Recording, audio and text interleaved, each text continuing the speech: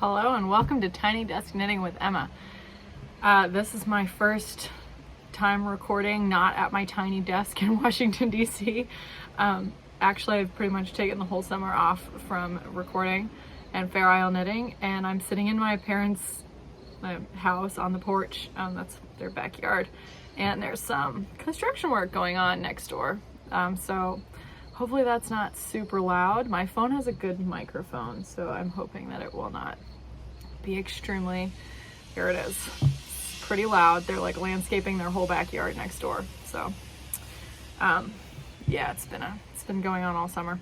Okay, so today I'm gonna talk about my finished vest. One of the last times I recorded, I was working on this vest. It's been folded, so it's a little creased, but I finished it. I kind of did like this much. Oh, it's raining again. And then I put it away for a while, so I did the V-neck and I did the sleeve shaping, and I'm going to talk about the yarn I used, how I made up the pattern, what I did, what I would do differently, the book where that I used for inspiration for the motifs, and that kind of thing. So I have a video already about this from when I was partially done, about maybe that far done. So if you watch that, you know the whole story about how I used some yarn that I'd already used and blocked in another piece, so it was really wiggly. But that pretty much seemed to come out with blocking. Down there at the bottom, it looks pretty much just like it does there in the middle where I used unblocked new yarn. So that came out nicely. The yarn I used for this piece is Jamieson & Smith Heritage yarn. Two colors. This is Shetland Black, which is one of the naturals. There's two different lines. There's just like the jumper weight, there's a naturals line and then a dyed line. So this, although it looks like a natural color, this is a dyed color. It's called silver gray, and you can see the difference between the natural one. It just looks thinner in the ball than this one. I mean, it's the opposite of Jamieson Smith 2-ply jumper weight, where the natural one is a little bit thicker than the dyed colors, but it's the same weight and you pretty much get the same stuff. They're both 121 meters, 132 yards, and 25 gram balls. I think I used about 4, maybe I dipped into the 4th ball of the silver gray, and then I used 5, 4.5, because I definitely got into the 5th ball of this, of the dark brown. But yeah, it's don't need a whole lot of yarn, and you know, it was a really big relief when I finished it and I didn't have to knit sleeves, because I've done 3 full Fair Isle sweaters now, like in proper Shetland jumper weight yarn, and the sleeves are kind of a struggle, so it was nice not to have to deal with that. And I got this from the Woolly Thistle. You can get it there. You can probably get it from Jamieson & Smith online if you want to pay the international shipping, but the Woolly Thistle has it. They have all the colors, and they're like great, so I don't know why. Yeah, get it from them if you're in the States, definitely.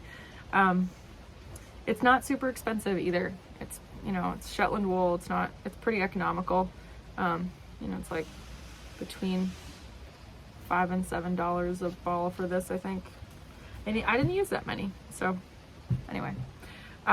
Okay, so like I said in the first video, I didn't use a pattern for this. I freehanded it. I mean, I didn't freehand, like I made the charts myself from this, well, using the help of Traditional Fair Isle Knitting by Sheila McGregor, my favorite book.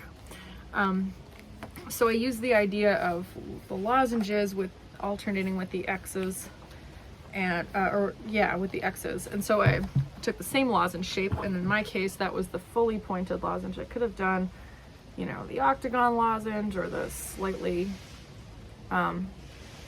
flat edge lozenge, but I wanted the pointy one, so I did that. So there's this one, and then there's this one, and they're 2 different ones that I used, and I think they both came from this book.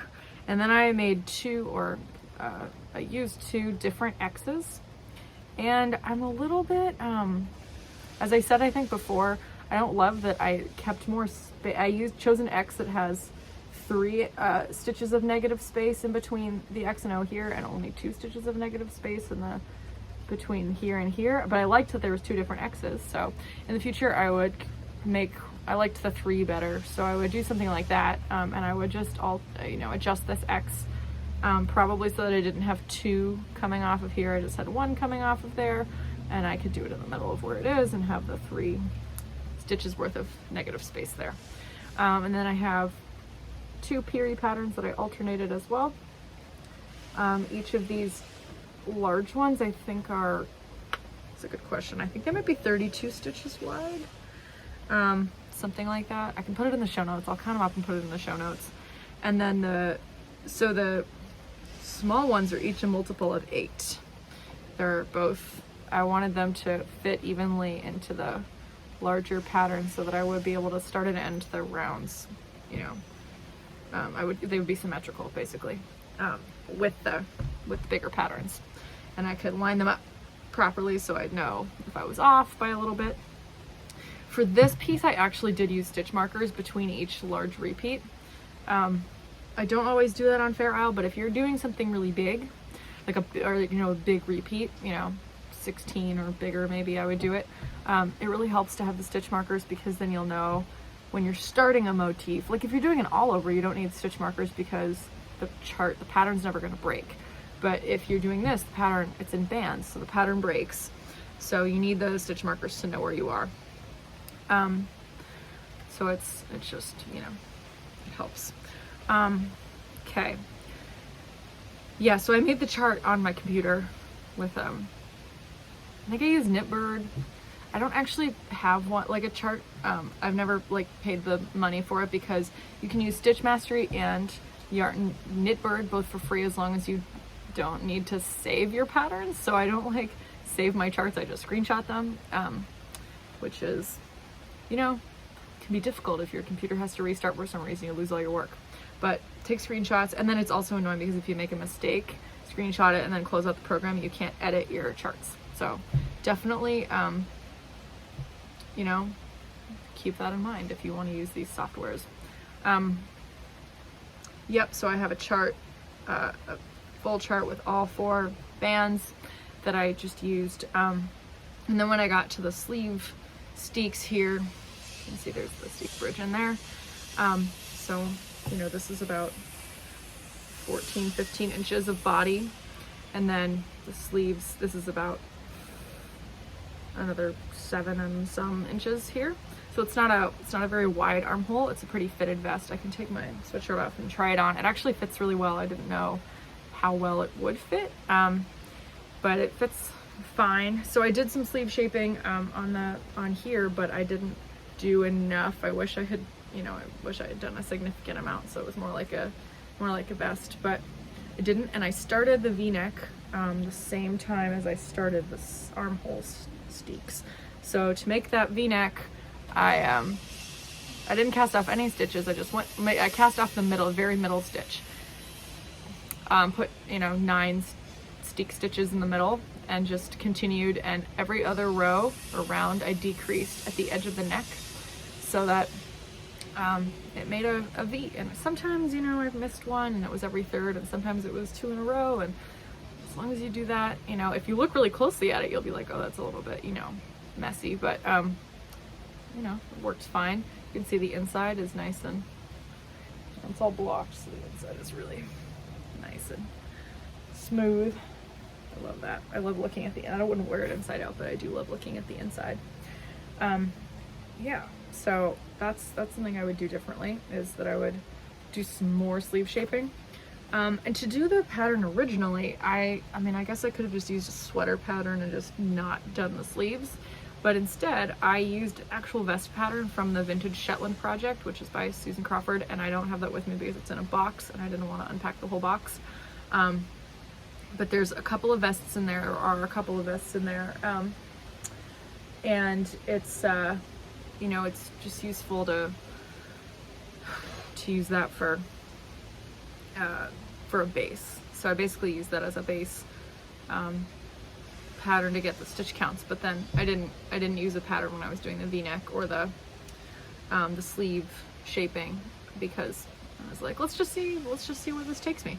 So this would have been a good amount of sleeve shaping if I were gonna knit full length sleeves. I wouldn't have wanted to shape it a ton here, just a little bit. But for a vest, you know, you kind of want to shape it a little bit more. So I could have just gone in and just cut a you know, a wider or a deeper shaping portion here, shaped portion here. And I know a lot of people do that, but I don't usually tend to make cuts like that. Just, you can pick up the stitches around it. You can even needle felt the part you're going to cut, which is how I do steeks. I always needle felt my steeks. And if you are looking for a demonstration of that, the last video that I put up, the second version of Bray, I show needle felting a steek. You could do that, and you know, if I really didn't like the way that this looked, if after I wore it a couple times, I could just go in and trim some of that down. But for now, it's okay. It's like a little cap sleeve shirt.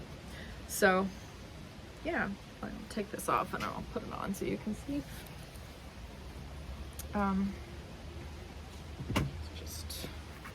Yeah, it's very warm and cozy, but it's not heavy. The yarn before you block it is a little bit, it does seem thin, but oh my gosh, after blocking, so it doesn't look great over my shirt, but you can see it, you know, under a cardigan it would work. I don't know, over a white shirt, you know, it fits, it's a good fit. It's a good length. I can stand up so you can see how it fits. Yeah, it's a lot. There's a lot going on it, but I really like it. I think it's a good piece. I would knit another vest, definitely, because it's a lot faster than knitting a sweater. So yeah, I'm really satisfied with how it turned out. Yeah, I'm happy to just put the chart for this. Like, I mean, I made it, so I put it on my blog or something if you like the chart and you want to use it for anything. It's fine, because I'm not writing the pattern for this.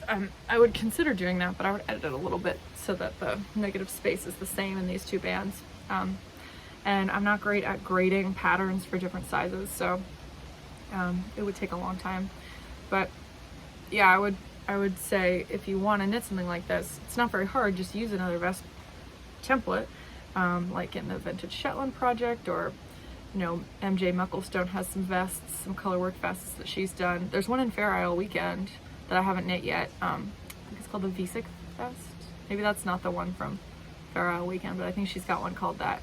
And that there's the one in Fair Isle Weekend is actually in DK weight, so that's a nice option. It wouldn't take as long because the gauge is a little looser, so you're not going to have as many stitches in your round. So yeah, recommend knitting a vest because it's a lot less work than knitting a sweater. Sleeves are really a big drag in Fair Isle pieces. So, because it's like, oh, I finished the body, it was such a slog, it's a big piece, you know, all that, and then you have to do the sleeves and finish it. And so I should also say for the neck here, I did a central double decrease at the first stitch of the V, every single round, and I think this is like 8 rounds total around the neck. I picked up every stitch around the neckline and every stitch around the sleeves.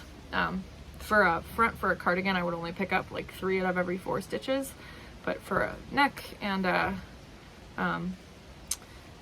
these sleeve caps, I picked up every stitch. These are 5 rounds, I think, of ribbing, and then this is 8. I wanted it to be a little thicker. And yeah, this is sort of a natural thing. It will pull up on the part of the sweater wherever you picked up that last stitch or found off that last stitch, but that's pretty normal. I like it. I think it fits. It looks, you know, looks nice. It's very smooth after blocking. This yarn is really nice after blocking. So don't forget, you should always block your work, especially if you're working with like Shetland wool. But anyway, I think that's all for now. So thank you for watching. And this has been Tiny Desk Knitting with Emma.